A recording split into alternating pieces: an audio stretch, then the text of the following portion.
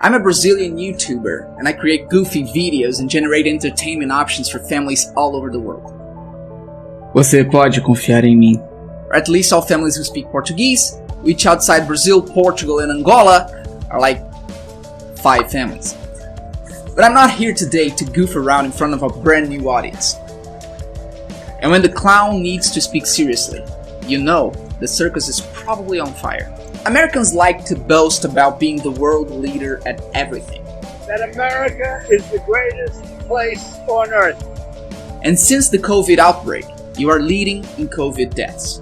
That is partly, of course, thanks to your president Donald Trump, who many of you claim to be the absolute worst head of state in the democratic world today.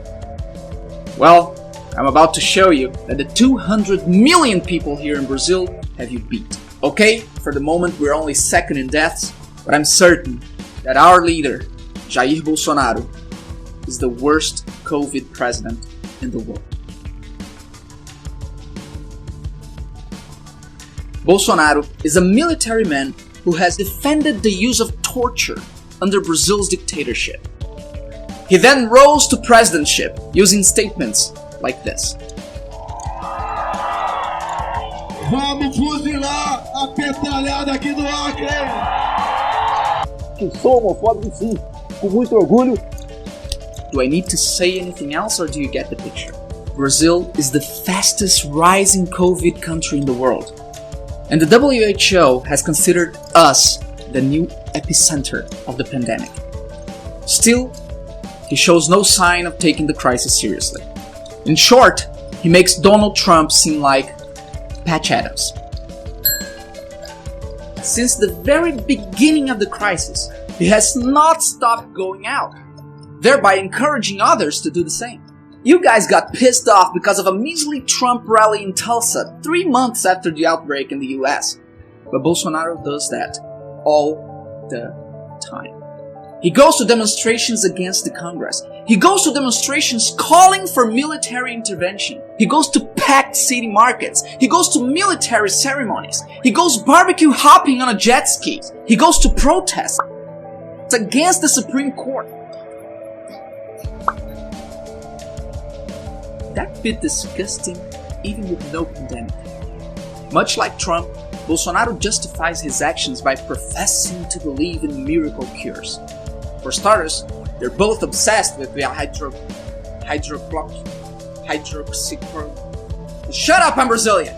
They're both obsessed with a drug with no evidence of working against the disease. But there's a big difference between Trump talking about this in press conferences and what our guy's doing. Bolsonaro has asked the health authorities to forcibly change the official medicine leaflet of hydrofluorocarbons to include coronavirus as a prescribed use case.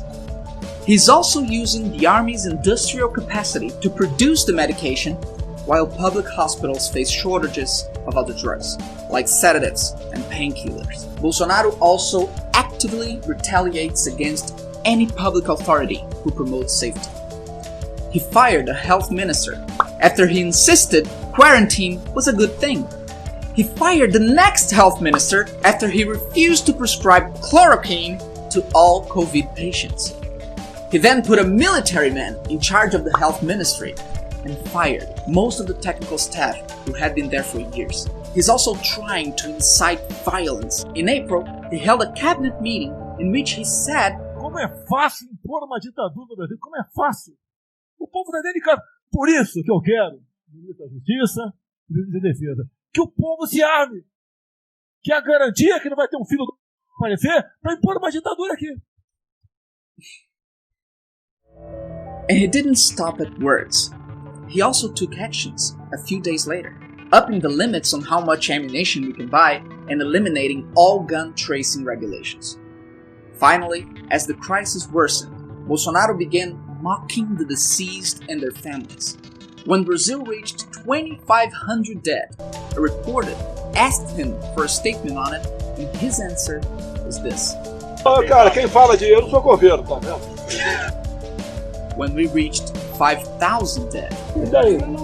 Lamento. Quer que faça o quê? When the death toll got to 30,000. Lamenta todo morto, mas é o destino de todo mundo. When we reached 50,000 dead, he got musical.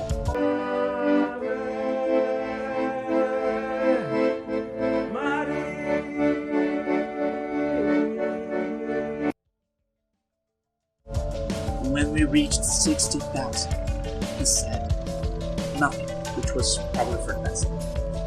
It's so ugly that even Donald Trump admits we're not in good shape. Ask him, how are they doing in Brazil? He's a great friend of mine. Not good.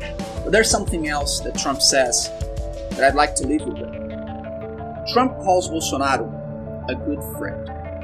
And that friendship is crucial to Bolsonaro retain his popularity. It legitimizes Bolsonaro. You're the world leader in COVID deaths. And right now, you're leading us into the abyss. Your president has little proxies operating all over the globe. We are their casualties. So if you're wondering what you can do to help Brazil deal with our lunatic, please do not re-elect yours. This November, vote to keep Trump out of the White House.